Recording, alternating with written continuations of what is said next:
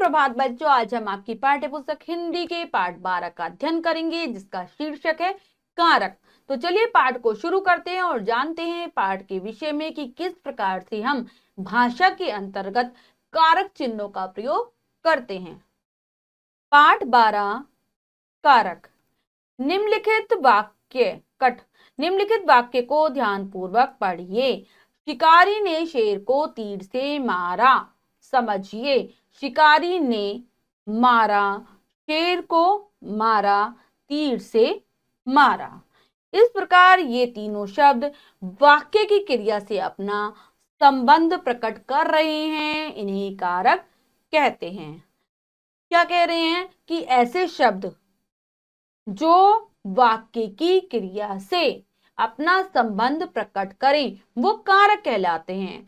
चाहे वो संज्ञा शब्द हो, चाहे वो सर्वनाम शब्द हो, अगर वो किसी भी प्रकार से क्रिया से संबंधित हैं और उनको जोड़ने वाले जो चिन्ह आएंगे वो होंगे कारक चिन्ह। इस प्रकार से कह सकते हैं। क्या परिभाषा बनेगी इस प्रकार से इसकी? संज्ञा या सर्वनाम के जिस रूप से उसका संबंध वाक्य से क्रिया से जाना जाए उसे कारक कहते हैं। कारक प्रकट करने के लिए जो चिन्ह प्रयोग किए जाते हैं उन्हें विभक्ति चिन्ह या परसर्ग कहते हैं। ठीक है, संज्ञा व सर्वनाम का वह रूप जिसका संबंध क्रिया के साथ होता है वो कारक होता है, और लेकिन कारक को जो प्रकट किया जाता है वो कुछ चिन्हों से किया जाता है जिन्हें कारक चिन्ह या फिर परसर्ग कहा जाता है। यानी कि संज्ञा सर्वनाम का संबंध जो क्रिया के साथ बताएं वही कारक है। अब है कारक के भेद। जो हमारे कारक हैं वो कितने प्रकार के होते हैं उसके बारे में अब हम जान लेते हैं। कारक के निम्नलिखित 8 भेद होते हैं। कारक हमारा 8 प्रकार का होता है। सबसे पहला होता है, यहाँ पर बच्चों जो एक तालिका दी गई है उसमें 3 कॉलम है। पहले में कारक का नाम, दूसरे में विभक्ति चिन्ह है और तीसरे में उदाहरण बताए गए हैं। तो चलिए पढ़ते हैं।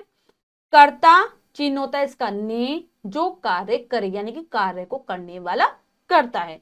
कर्म को, चिन्ह को है इसका जिस पर क्रिया का फल पड़े। कर्म पर हमेशा क्रिया का फल पड़ता है। करण से के द्वारा क्रिया करने का साधन, इसके चिन्ह होते हैं से और के द्वारा, ये क्रिया को करने का साधन होता है। संप्रदान के लिए को, जिसके लिए क्रिया की जाए, क्रिया जिसके लिए की जा रही है वो संप्रदान कारक है। अपादान से अलग होना, जिससे कोई वस्तु अलग हो।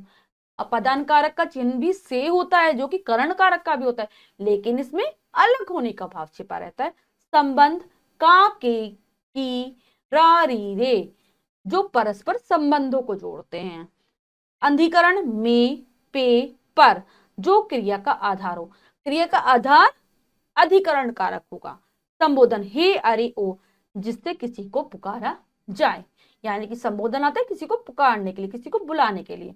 अब हम इन कारकों को विस्तार पूर्वक पढ़ लेते हैं कि किस प्रकार से ये कारक होते हैं। सबसे पहले कर्ता कारक। संज्ञा या सर्वनाम के जिस रूप से क्रिया करने वाले का बोध होता है उसे कर्ता कारक कहते हैं। इसका विभक्ति चिन्ह ने है। जैसे कर्ता कारक का प्रयोग 2 प्रकार से होता है। संज्ञा या सर्वनाम के जिस रूप से हमें यह पता चलता है कि ये क्रिया को करने वाला है, काम को करने वाला है, उसे हम कर्ता कारक कहते हैं। कर्ता कारक का हमेशा जो विभक्ति चिन्ह होता है वो ने होता है, लेकिन हम इसका 2 प्रकार से प्रयोग करते हैं। कैसे? परसर्ग सहित, परसर्ग रहित। यानी कि कई बार ने चिन्ह हमें दिखाई देता और कई बार ने चिन्ह छुपा रहता है। जैसे देव ने केला खाया, देव सेब खाता है, तो हम देख रहे हैं देव ने, यहाँ पर तो चिन्ह दिखाई दे रहा है, और देव सेब खाता है, यहाँ पर चिन्ह लुप्त है। ने का प्रयोग वर्तमान काल और भविष्य काल की क्रिया होने पर लागू नहीं होता। भूतकाल में भी क्रिया के सकर्मक होने पर ही ने का प्रयोग होता है। क्या कह रहे हैं? ने का चिन्ह हमें तभी दिखाई देगा जब वो क्रिया ना तो वर्तमान काल की हो ना भविष्य काल की हो। भूतकाल की क्रियाओं में ये दिखाई देता है, लेकिन क्रिया होनी चाहिए सकर्मक। यह यहाँ कार्य करने वाला देव है, अतः देव कर्ता कारक में। कार्य को कौन कर रहा है? देव कर रहा है। उदाहरण में हमने भी देखा, तो देव हो जाएगा कर्ता। नेक्स्ट है कर्म कारक। कर्म कारक में क्या होता है? वाक्य में जिस संज्ञा या सर्वनाम पर क्रिया के व्यापार चेष्टा का फल पड़ता है वह कर्म कारक कहलाता है। यानी कि क्रिया का प्रभाव जिसके ऊपर पड़े, क्रिया हो रही है, उसका जो व्यापार का जो फल है वो जिस पर पड़ रहा है वो कर्म होगा, और इसका चिन्ह होता है को। देव ने खाना खाया, शुभ ने पत्र लिखा। इन दोनों वाक्यों में क्रिया की चेष्टा खाना व पत्र के प्रति में क्रिया की चेष्टा खाना व पत्र के प्रति है, अतः खाना तथा पत्र कर्म कारक में है। कर्म कारक चिन्ह को है, यह चिन्ह भी बहुत से स्थानों पर नहीं लगता। को का प्रयोग केवल प्राणीवाचक कर्म के साथ ही होता है। क्या कह रहे हैं, यहाँ पे हमने देखा उदाहरणों में कि खाना और पत्र, ये क्या है, दोनों कर्म है, क्रिया का प्रभाव इस पर ही पड़ रहा है।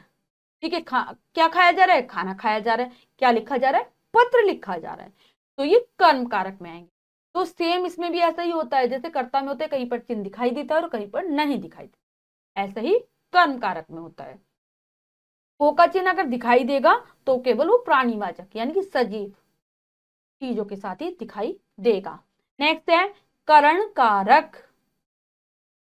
जिस साधन की सहायता से कर्ता क्रिया करता है वह करण कारक में होता है। जैसे करण कारक क्या है, वो एक साधन है जिसके माध्यम से जो करता है वो अपनी क्रिया को संपन्न करता है।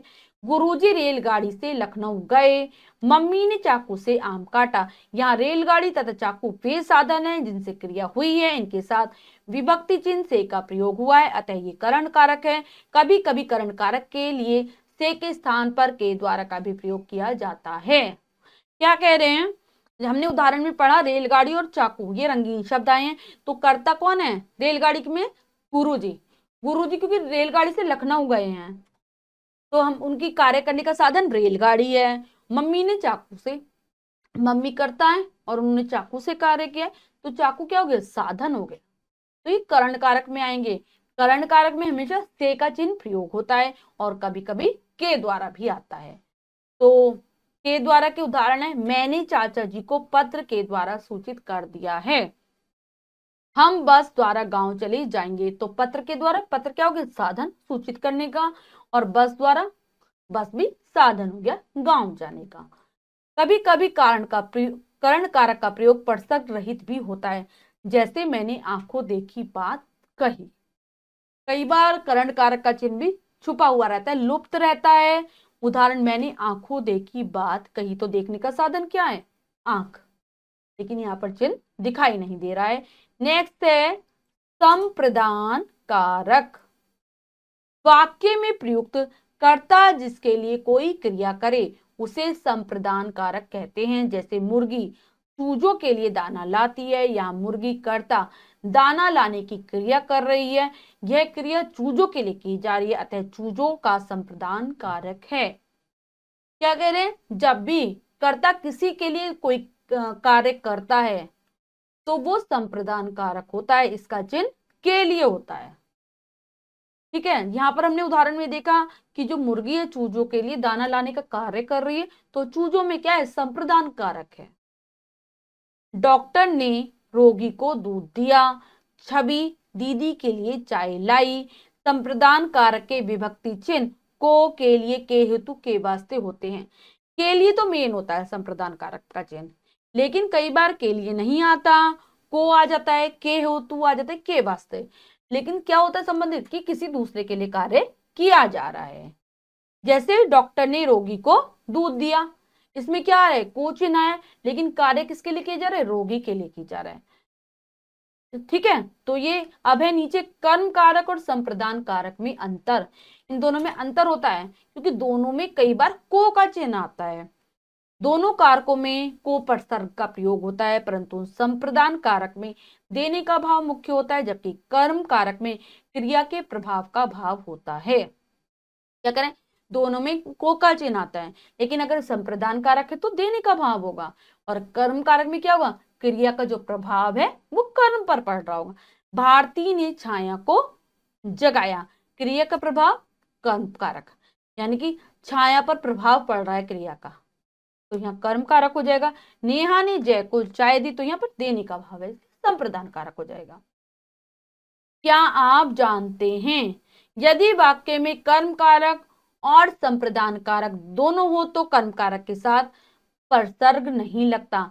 जैसे मम्मी ने परिवार के लिए खाना बनाया, तो परिवार संप्रदान कारक, खाना कर्म कारक। कई बार ऐसा हो जाता है कि संप्रदान कारक भी आएगा और कर्म कारक भी आएगा। अगर ये दोनों साथ हैं तो कर्म कारक के साथ को का चिन्ह नहीं दिखाई देगा। अब है अपादान कारक।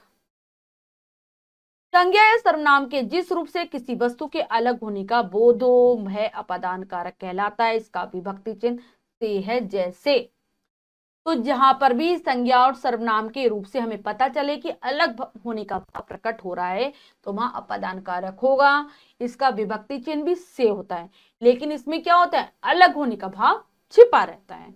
पेड़ से फल गिरा, वह घर से चला गया, तो हम देख रहे हैं कि पेड़ से फल अलग हो रहा है और जो भी व्यक्ति जा रहा है वो घर से अलग हो रहा है। तो यहाँ पर पेड़ और घर अपादान कारक में हैं। इसके अतिरिक्त भय, घृणा, द्वेष, निकलना तथा तुलना करने आदि का बोध कराने वाले शब्द भी अपादान कारक में होते हैं।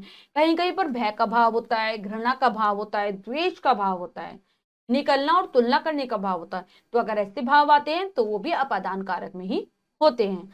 जैसे बिल्ली कुत्ते से भय खाती है, तो यहाँ पर भय का भाव है। कौरव पांडु से ईर्ष्या रखते थे, ईर्ष्या द्वेष का भाव है। सूर्य पूर्व दिशा से निकलता है, निकलने का भाव है। शिवी पूजा से अधिक सुंदर है, तो तुलना का भाव है। तो यहाँ पर भी अपादान कारक आएगा। अब है करण तथा अपादान कारक में अंतर। करण कारक तथा अपादान कारक दोनों का विभक्ति चिन्ह से है, परंतु करण कारक में से किसी साधन द्वारा काम करने का सूचक है, जबकि अपादान कारक में से अलग होने का भाव प्रकट करता है। तो करण कारक में अगर से का चिन्ह आता है तो वो साधन के रूप में आता है, लेकिन अपादान कारक में अगर से आता है तो वो अलग करता है एक चीज को दूसरी चीज से। ये ध्यान रखना होता है हमें। नेक्स्ट है संबंध कारक। संज्ञा या सर्वनाम के जिस रूप से उसका संबंध, स्वत्व, अपनापन, लगाव किसी अन्य व्यक्ति या वस्तु से ज्ञात हो उसे संबंध कारक कहते हैं। तो इसमें क्या होता है, संज्ञा या सर्वनाम का वह स्वरूप होता है जो कि अन्य शब्दों से संबंध स्थापित करता है, अपनापन दिखाता है। इसके कारक चिन्ह होते का, की, के, रा, री, रे, ना, नी, ने आदि। तो उदाहरण है, राम दशरथ के पुत्र थे, संबंध कारक दशरथ। कश्मीर भारत का अंग है, संबंध कारक भारत।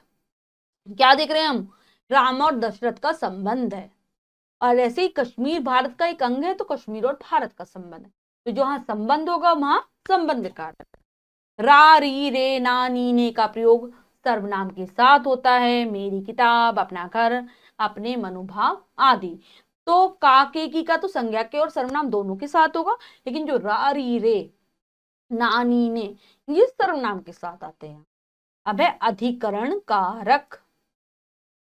संज्ञा या सर्वनाम के जिस रूप से क्रिया के आधार, स्थान, भाव या काल का बोध होता है उसे अधिकरण कारक कहते हैं।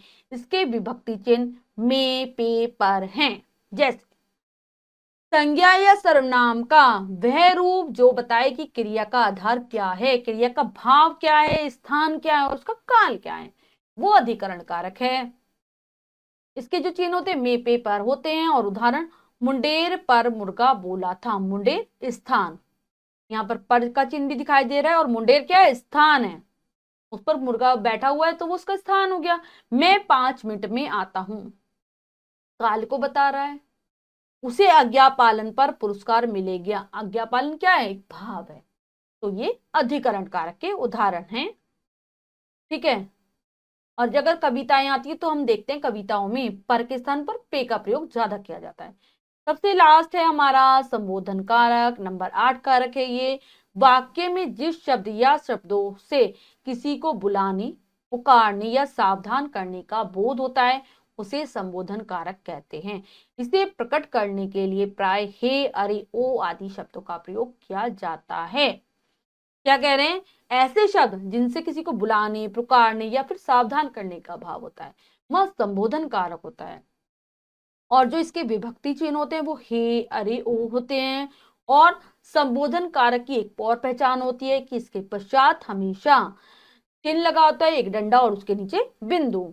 और कभी कभी अल्प विराम का भी प्रयोग किया जाता है, जैसे हे भगवान दया करो, लड़के यहाँ आओ, बच्चों खूब परिश्रम करो, बेटा घर जा। तो हम देख रहे हैं इन चारों उदाहरणों में हे भगवान के बाद संबंध संबोधन चिन्ह है, लड़के के बाद संबोधन चिन्ह है, बच्चों के बाद अल्प विराम है और बेटा के बाद भी अल्प विराम है। तो यहाँ पर उदाहरणों में हम किसी को या तो पुकार रहे हैं, बुला रहे हैं, किसी ना किसी प्रकार से संबोधित कर रहे हैं।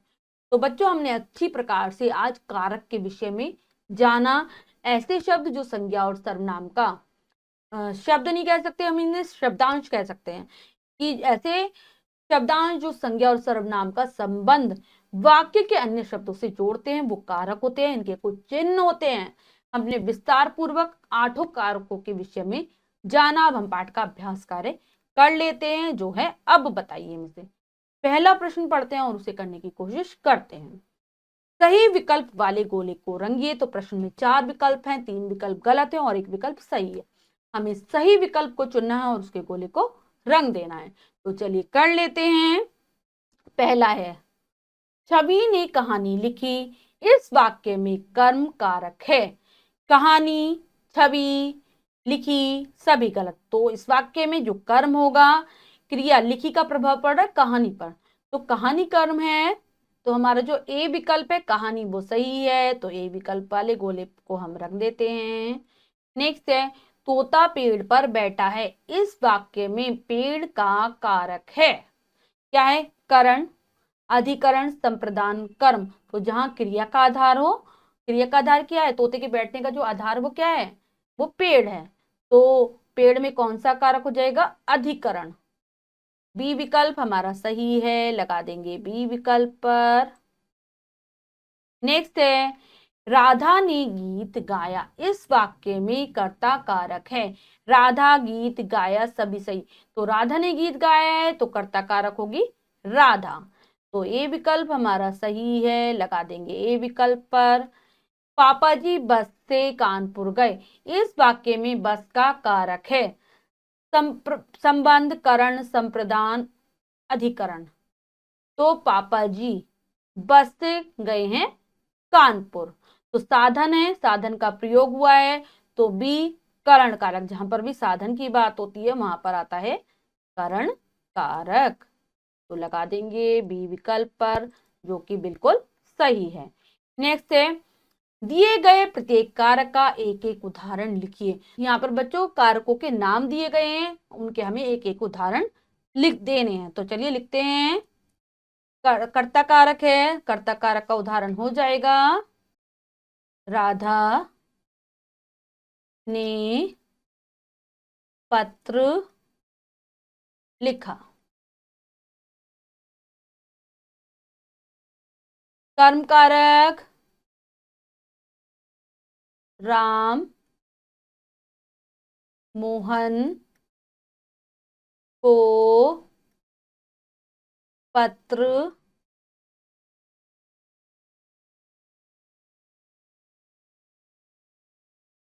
लिखता है। अब एक करण कारक का चाकू से सेब काटो, क्योंकि करण कारक हमेशा साधन के रूप में प्रयोग होता है। अब इस संप्रदान कारक का उदाहरण लिखना है, अपादान कारक का उदाहरण लिखना है, संबंध कारक का उदाहरण लिखना है, अधिकरण कारक का एक उदाहरण देना है और संबोधन कारक का एक उदाहरण देना है। मैंने आपको 3 उदाहरण स्वरूप करके दिखा दिए हैं, बाकी आप स्वयं करेंगे अपनी अभ्यास पुस्तिका में। नेक्स्ट है निम्नलिखित प्रश्नों के उत्तर लिखिए। कारक किसे कहते हैं? भेद सहित लिखिए। तो यहाँ पर आप कारक की परिभाषा लिखेंगे और उसके भेदों के नाम लिखेंगे कि कारक के 8 भेद हैं, 8 के नाम लिख देंगे और एक एक उदाहरण दे देंगे। कर्ता कारक को 100 उदाहरण समझाइए। कर्ता कारक के विषय में बताएंगे कि कर्ता कारक क्या होता है और एक उदाहरण दे देंगे। करण कारक व अपादान कारक में अंतर बताइए। तो इन दोनों का आप अंतर स्पष्ट कर देंगे और उदाहरणों के माध्यम से भी समझाएंगे। कर्म कारक एवं संप्रदान कारक में अंतर स्पष्ट कीजिए। आप बताएंगे कि कर्म कारक क्या है और संप्रदान कारक क्या है और इन दोनों में क्या अंतर है, और साथ ही साथ उदाहरण भी दे देंगे। तो हमने बच्चों ये पाठ पूरा कर लिया है। जब आप पाठ को ध्यान पूर्वक पढ़ेंगे तो आप इन प्रश्नों के उत्तर आसानी से कर लेंगे। आशा करती हूँ आपको पाठ अच्छे से समझ आया होगा। आप पाठ को फिर से ध्यान पूर्वक जरूर पढ़ें और अभ्यास कार्य को पूर्ण कर लें। मिलते हैं अगली कक्षा में नए पाठ के साथ। तब तक के लिए स्वस्थ रहिए, प्रसन्न रहिए। धन्यवाद।